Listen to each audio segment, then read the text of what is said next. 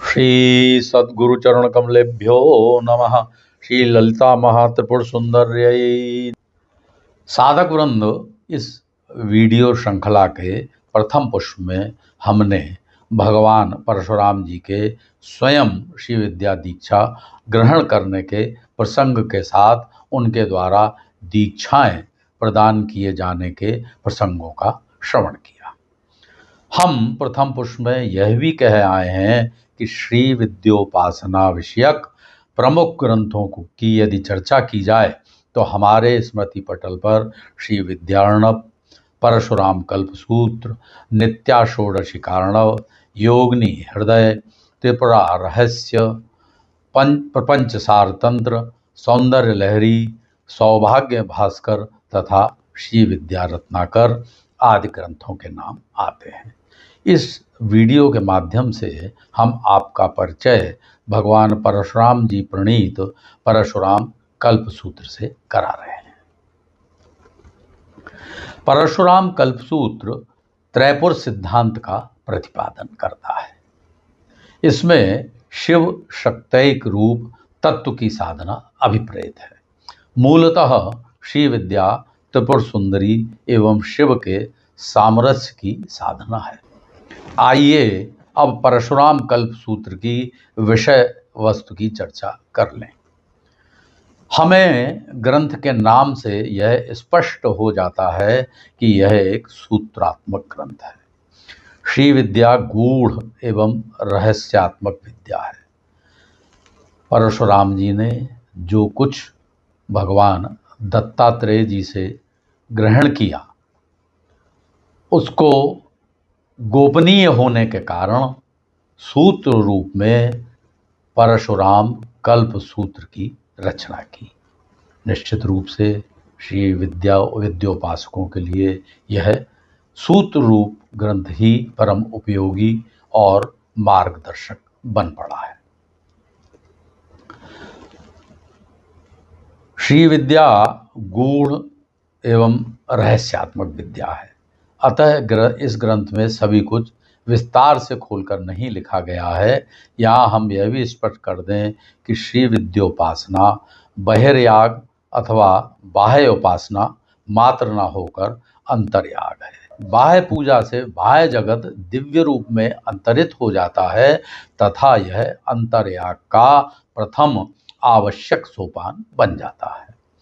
बाह्य पूजा में विशेष रूप से यंत्रों का पूजन अथवा श्री यंत्र का अर्चन तथा आवरण पूजा आदि का समावेश साधक में आध्यात्मिक भाव की पुष्टि के साथ सदैव उस पराशक्ति से बांधे रखता है। इससे उपासक को एक दिव्य आनंद की अनुभूति होती है। इन्हीं सब विषयों को समाहित करने से परशुराम कल्पसूत्र भगवती श्री ललिता महात्रिपुर सुंदरी की उपासना के आधार ग्रंथ के रूप में प्रतिष्ठा प्राप्त है। श्री विद्या वाङ्मय में यह महत्वपूर्ण स्थान रखता है। परशुराम कल्पसूत्र में सिद्धांत पक्ष अथवा त्रैपुर सिद्धांत को स्पष्ट रूप से प्रस्तुत करते हुए श्री विद्या में समाहित समस्त उपासनाओं यथा गुरुमंडल, गणपति, श्रीक्रम, श्यामाक्रम, वाराही क्रम तथा पराक्रम आदि का समावेश किया गया है। परिचय की दृष्टि से संक्षेप में हम इसके विभिन्न खंडों की विषय वस्तु पर प्रकाश डालेंगे। समस्त विषयों को समझने के लिए श्री विद्योपासना के रहस्यों को आत्मसात करने के लिए इस ग्रंथ का आद्योपांत अध्ययन आवश्यक है। यहाँ हम यह स्पष्ट करना चाहेंगे कि प्राय किसी भी उपासना के चलते उपासकों के मन में स्वाभाविक रूप से बहुत सी जिज्ञासाओं का उदय होता है। श्री विद्योपासना भी इससे अछूती नहीं है।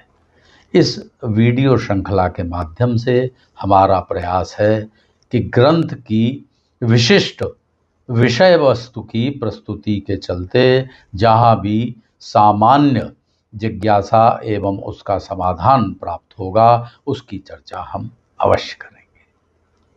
हमारा विश्वास है इससे आपकी उपासना सुगम और सरल होगी। आइए अब ग्रंथ की ओर चलते हैं। इस ग्रंथ को 10 खंडों में विभाजित किया गया है। प्रथम खंड का शीर्षक दीक्षा विधि है। इसमें कुल 43 सूत्र हैं। प्रथम सूत्र अथातो दीक्षाम व्याख्यास्यामः है। प्रारंभ में अथ का प्रयोग दीक्षा की प्रक्रिया को मंगलकारक बताता है। आगे कहा गया है कि समस्त शास्त्रीय लक्षणों से युक्त सद्गुरुदेव से दीक्षा प्राप्त करने के उपरांत ही श्री विद्या की उपासना का अधिकार प्राप्त होता है। पंचदशी उपासना के पूर्ण होने पर ही षोडशी का क्रम अपनाना चाहिए। यह भी बतलाया गया है कि आराधना में बहुत विघ्न आते हैं, उपासना में बहुत विघ्न आते हैं। इनके निवारण के लिए भगवान गणेश की पूजा उपासना करनी चाहिए।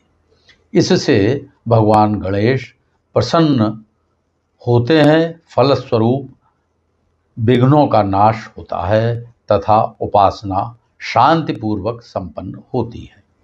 द्वितीय खंड महागणपति क्रम में इसकी विस्तार से चर्चा की गई है। इस खंड में बहुत सी जिज्ञासाओं के समाधान उपलब्ध हो जाते हैं, यथा गुरुवर्ण, श्री विद्या में क्रम दीक्षा का विधान, एक गुरु की उपासना, दीक्षा की अनिवार्यता तथा 3 प्रकार की दीक्षाएं एवं दीक्षा प्रक्रिया, गुरुपादुका मंत्र, महागणपति पूजन की आवश्यकता, फलाकांक्षा रहित कर्म करने का निर्देश, नित्य कर्म लोप अनुचित नहीं है तथा शिष्य के क्या कर्तव्य है। द्वितीय खंड का शीर्षक महागणपति क्रम है। इस खंड में साधक को निर्देशित किया गया है कि वह ब्राह्म मुहूर्त में उठ जाए, शय्या त्याग के उपरांत महागणपति के ध्यान की विस्तृत प्रक्रिया न्यास, मुद्रा, तर्पण आदि मंत्रों सहित इसमें बतलाई गई है। महागणपति पूजा को श्री विद्या का आवश्यक अंग बनाए जाने के पीछे कुछ विद्वानों का मत है कि गणपति समष्टि के देवता हैं। समष्टि के साथ योजित होकर पूजन वास्तविक पूजन है। दूसरे गणपति पंच तत्वों में पृथ्वी तत्व के अधिष्ठाता है, अतः उनका पूजन आराधन आवश्यक है, जिससे साधक का संबंध पृथ्वी तत्व से बना रहे। पार्थिव तत्व का आरोहण ही श्री विद्या का मुख्य उद्देश्य है। 10 सूत्रों में आबद्ध द्वितीय खंड में श्री गणपति उपासना के प्रकार एवं पूजा विधि के साथ तर्पण, जप आदि का विधान प्राप्त होता है। श्री विद्योपासना के अंतर्गत महागणपति के पूजन की अनिवार्यता के संबंध में जिज्ञासा का इस खंड में निराकरण उपलब्ध है। तृतीय खंड का शीर्षक है श्री क्रम श्री ललिताधिकार। इस खंड में कुल 32 सूत्र हैं। प्रथम सूत्र में संदेश है महागणपति की आराधना भगवती श्री ललितांबा की उपासना का ही एक अंग है। आगे श्री चक्र की चर्चा के उपरांत ब्राह्म मुहूर्त के कृत्यों का विवरण देकर स्नान की प्रक्रिया तथा उसकी आवश्यकता बतलाई गई है। इसके अनंतर याग मंदिर अर्थात पूजा गृह अथवा पूजा के स्थान में प्रवेश के नियम कहे गए हैं। याग मंदिर में श्री चक्र प्रतिष्ठापित है। श्री चक्र में आराध्य भगवती राजराजेश्वरी श्री महात्रिपुर सुंदरी के अंगभूत देवताओं की भावना करते हुए पूजन के उपरांत आराध्य के पूजन अर्चन करने के लिए कहा गया है। इसके अनंतर त्रिप्राणायाम, भूतोपसारण, विभिन्न न्यासों का विस्तार से वर्णन तथा अकथादि त्रिकोण का वर्णन किया गया है। इस खंड में पूजा क्रम संबंधी जिज्ञासा का समाधान प्राप्त हो जाता है। चतुर्थ खंड का शीर्षक ललिता क्रम है। पूर्व खंड से आगे का विधान इसमें 10 सूत्रों के माध्यम से वर्णित है। प्रथम सूत्र में यह रहस्य उद्घाटित होता है कि श्री चक्र में जिस देवता का आवाहन कर पूजा की जाती है वह हृदय में निरंतर प्रतिष्ठित शिव शक्ति के अविनाभावी रूप में परा देवता ही हैं।